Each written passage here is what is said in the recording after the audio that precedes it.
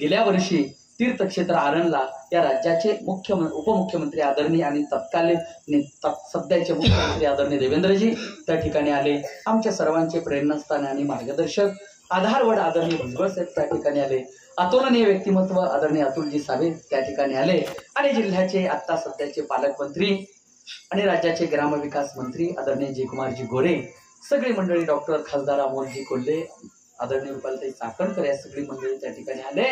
गेल्या वर्षी कार्यक्रम झाला, 100 कोटी देऊ असं सरकारनं विधान केलं आणि 100 कोटी देऊ म्हणलेलं सरकार वर्ष होत नाही तोपर्यंत सरकारने 150 कोटीचा विकास आराखडा हा 150 कोटीपर्यंत नेला। सावता महाराजांनी दिलेली सद्बुद्धी अत्यंत चांगली आहे की मुख्यमंत्री महोदय म्हटले 150 काय 500 कोटी लागू द्या, की मुख्यमंत्री महोदय म्हटले 150 काय 500 कोटी लागू द्या। मी सावता महाराजांची सेवा करायला बसलेलो आहे, मी महाराष्ट्राची सेवा करायला बसलेलो आहे। 150 कोटीचा विकास आराखडा मंजूर झाला। 4 दिवसापूर्वी या उत्सवामध्ये आदरणीय महाराजांनी फडणवीस साहेबांना मेसेज केला, साहेब 1 वर्ष होतंय, तुम्हीच म्हणता बोले तैसा चाले त्याची वंदावे पाऊले, कसं व्हायचं। दुसऱ्या दिवशी लगेच कॅबिनेटला मुख्यमंत्र्यांनी मंजुरी दिली। 2-3 महिन्याच्या अगोदर तीर्थक्षेत्र आरणला अ दर्जा दिला। बघा, अ दर्जा महाराष्ट्रामध्ये फक्त 7 देवस्थानला आहे। जसं शिर्डी, जसं शेगाव, जसं पंढरपूर, जसं तुळजापूर, जसं त्र्यंबकेश्वर, जसं महालक्ष्मी कोल्हापूर, जसं ज्योतिबा, त्या पद्धतीनं विकास आराखडा आपला तयार झाला।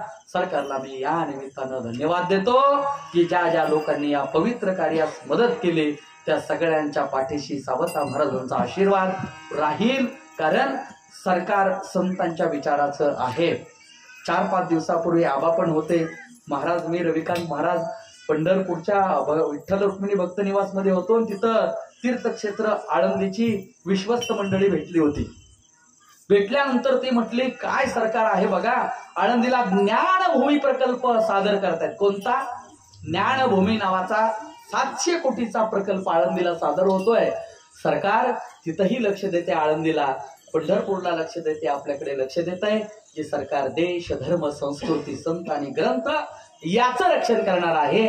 जे सरकार देश, धर्म, संस्कृती, संत आणि ग्रंथ याचं रक्षण करणार आहे। म्हणून सावता महाराजांचा असा आशीर्वाद सदैव सर्वांच्या पाठीशी राहावं। मला बोलण्याचा ओघ इतकाच होता की एवढं चांगलं त्या ठिकाणी होतंय, आपण निश्चितपणे जाता जाता आरणला नेहमी येत जातोय। उद्या राज्याचे ग्रामविकास मंत्री जयकुमारजी गोरे साहेब यांच्या उपस्थितीमध्ये सावता महाराजांची महापूजा होईल।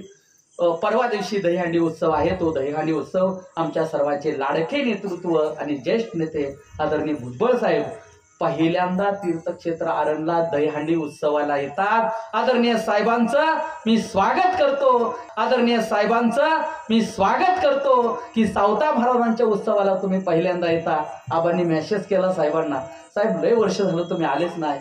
आता त्यांचा अधिकार आहे, ते समता परिषदेचे जिल्हा अध्यक्ष झाले, आम्ही काय बोलणार। म्हणलं बघा आबा, तुमचा नेता आहे, तुम्ही बघून घ्या काय करायचं ते। त्यांनी मेसेज केला, साहेब म्हणले आताच मेसेज साहेबांचा येता येता आला, दौरा झाला, साहेब त्या ठिकाणी येत आहेत, सभापती महोदय त्या ठिकाणी येत आहेत आणि आरण आपलं जसं भगवानगड आहे एवढ्या उंचीवर डॉक्टर नामदेव महाराज शास्त्रींनी नेऊन ठेवलं, तेवढ्याच उंचीवर आपलं तीर्थक्षेत्र आपल्या तालुक्यातलं जावं, थोडी सर्वांची सदिच्छा, अपेक्षा आणि सदिच्छा व्यक्त करतो।